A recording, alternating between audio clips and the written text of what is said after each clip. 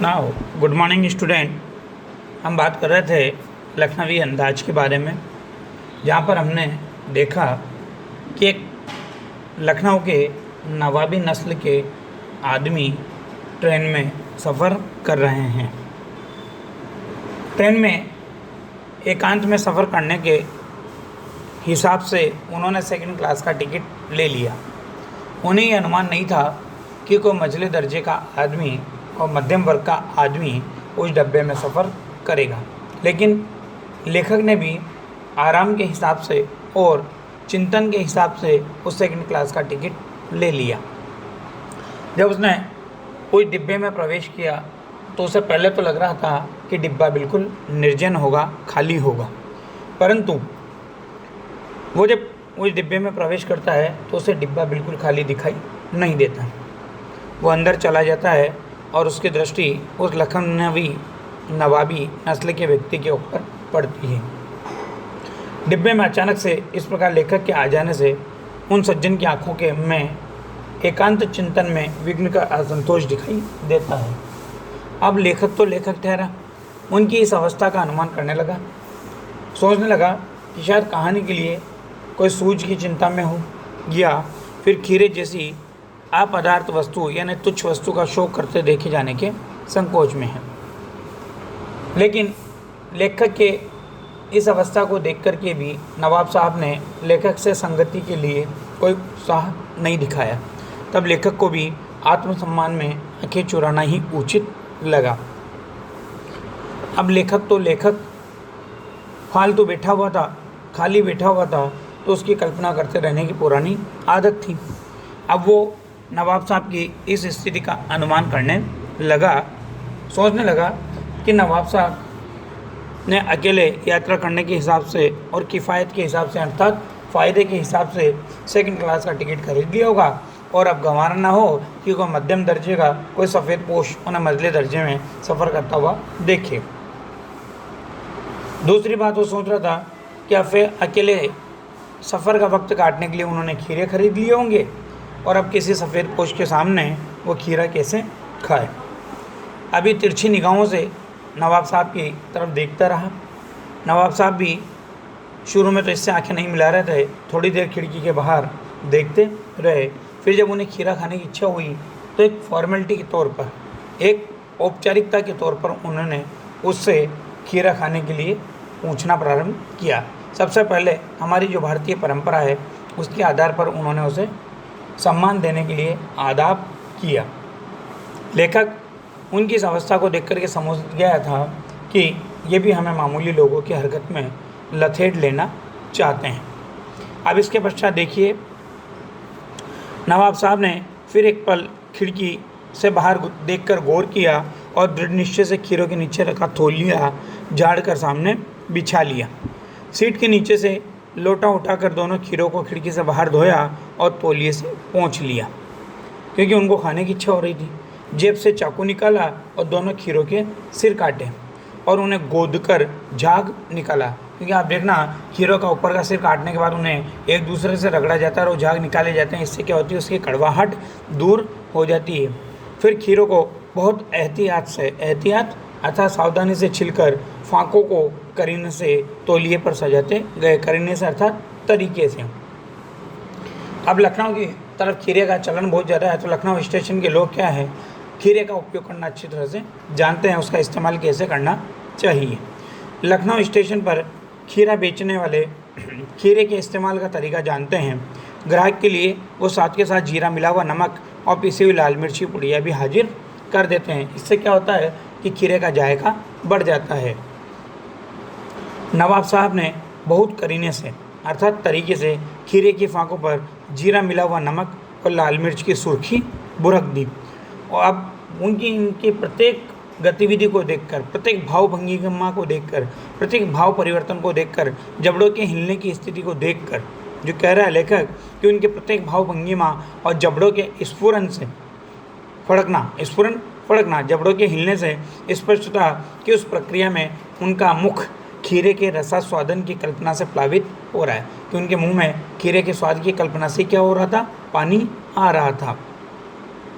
अब हम कनखियों से अर्थात तिरछी निगाहों से देखकर सोच रहे थे कि मियाँ रईस बनते हैं, लेकिन लोगों की नज़रों से बच सकने के ख्याल में अपनी असलियत पर उतर आए। कि अब लेखक ने अनुमान लगा लिया कि ऐसे तो ये रईस है और रईस बनता है और रईस बनने का दिखावा कर रहा है, परंतु अब अपनी वास्तविकता पर आ गया कि इनकी हैसियत क्या है, खीरा खाने की है, तो ये खीरा खा रहा है। नवाब साहब ने फिर औपचारिकता निभाने के लिए क्या किया कि फिर एक बार हमारी ओर देख लिया और कहा कि वल्लाह शौक कीजिए, लखनऊ का बालम खीरा है। नमक मिर्च छिड़क दिए जाने से ताजे खीरे की पनियाती फाँकें देखकर, पनियाती अर्थात पानी आती हुई फाँकों को देखकर मुंह में पानी जरूर आ रहा था, लेकिन एक बार इनकार कर चुके थे तो आत्मसम्मान निभाना ही उचित समझा। अब एक बार मना कर चुके थे तो इन्हें क्या लगा कि अब अगर खाता हूँ तो ये इनके सम्मान की हानि होगी। उत्तर दिया, शुक्रिया, इस वक्त तलब महसूस नहीं हो रही है। तलब अर्थात इच्छा,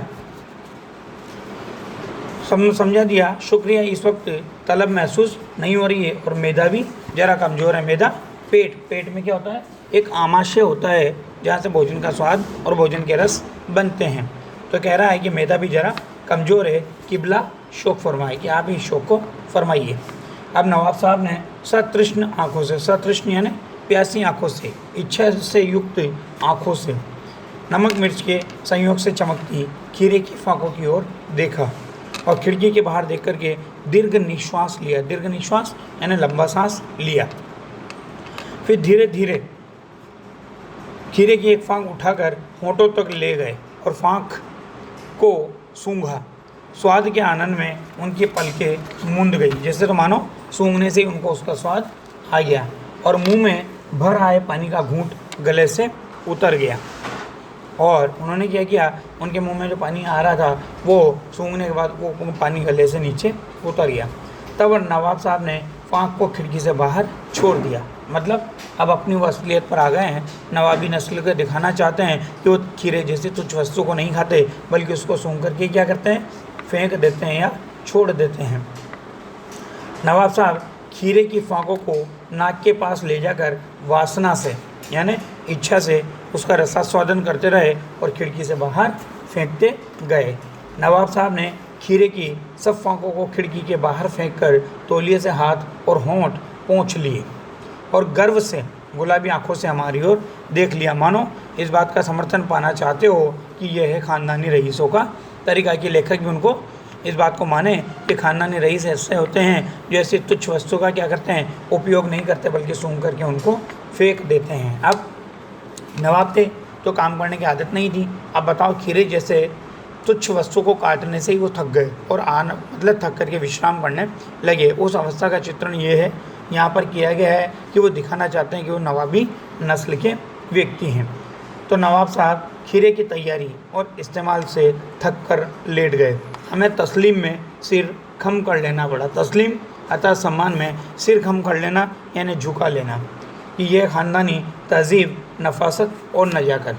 ख़ानदानी यानी परंपरागत जो ख़ानदानी लोग होते हैं, नामी कुल वाले लोग होते हैं, उनके तहज़ीब, यह तहज़ीब का मतलब शिष्टता, नफासत यानी स्वच्छता और नजाकत यानी कोमलता। ये ख़ानदानी तहज़ीब, नफासत और नज़ाकत है। ये ख़ानदानी शिष्टाचार है, कोमलता है और स्वच्छता है कि वो इतना मतलब गंदगी से किसी भी वस्तु का उपयोग नहीं करते, उसे खाते हैं और इस तरह से छोड़ देते हैं। अब हम गौर कर रहे थे खीरा इस्तेमाल करने के इस तरीके को। खीरे की सुगंध और स्वाद की कल्पना से संतुष्ट होने का जो सूक्ष्म, नफीस यानी बढ़िया, और एब्स्ट्रैक्ट का मतलब होता है सूक्ष्म, जिसका कोई भौतिक अस्तित्व नहीं होता, या अमूर्त जिसे कहा जाता है। ये सूक्ष्म मतलब दिखाई नहीं दे रहा था, ऐसा बारीक तरीका था।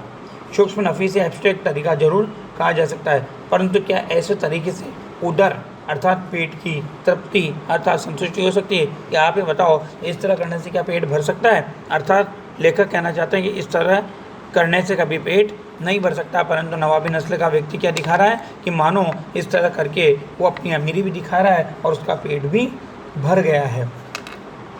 अब मानो बहुत ज़्यादा खा लिया तो उनकी डकार भी आई, तो नवाब साहब की ओर से भरे पेट के ऊंचे डकार का शब्द सुनाई दिया और नवाब साहब ने हमारी ओर देखकर कह दिया कि खीरा लजीज होता है। लजीज स्वादिष्ट, पर होता है शकील, यानी आसानी से ना पचने वाला, ना मुराद जो किसी की परवाह नहीं करता और मैदे पर बोझ डाल देता, यानी पेट पर बोझ डाल देता। अब लेखक तो लेखक थे, वो तो बैठे ही इसलिए थे कि चिंतन करे, कोई विषय मिले और वो किसी रचना का निर्माण करे। तो उनके ज्ञान चक्षु खुल गए, मतलब ज्ञान के नेत्र खुल गए और पहचान लिया कि यही है मेरी नई कहानी के लेखक। अर्थात उनको एक विषय मिल गया और उस विषय के साथ घटना मिल गई और उन्हें नई कहानी की सूझ विकसित हो गई। और कहने लगे वो कि खीरे की सुगंध और स्वाद की कल्पना से पेट भर जाने पर अगर डकार आ सकता है तो बिना विचार, घटना और पात्रों के लेखक की इच्छा मात्र से नई कहानी क्यों नहीं बन सकती। अर्थात वो कह रहा है कि अगर ऐसा संभव है तो बिना विचार, बिना घटना और बिना पात्रों के केवल लेखक की इच्छा से कहानी भी लिखी जा सकती है। जबकि वास्तव में हम इस बात का समर्थन नहीं करते, क्योंकि बिना विचार, बिना घटना, बिना पात्रों के या बिना लेखक की इच्छा के कभी कहानी लिखना संभव नहीं होता। क्योंकि किसी भी कहानी के लेखन के लिए विचार, घटना, पात्र या इच्छा का होना अनिवार्य होता है।